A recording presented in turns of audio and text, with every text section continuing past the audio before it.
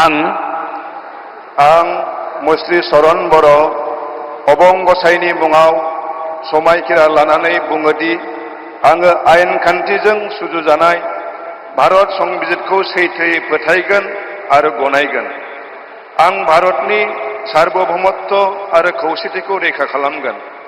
आं आसाम रायजोनि सासे मन्थ्रि महरै फोथायनाय आरो गोगो गोसोयै आंनि मावनो गोनां हाबाफोरखौ गिनाय एबा सोरखौबा अननाय, मोजां मोननाय एबा गिज्रा गोसो लायालासिनो संबिजित आरो खान्थि बायदियै गासैबो थाखोनि सुबुंनि फारसे गाहाम बिसायगोन।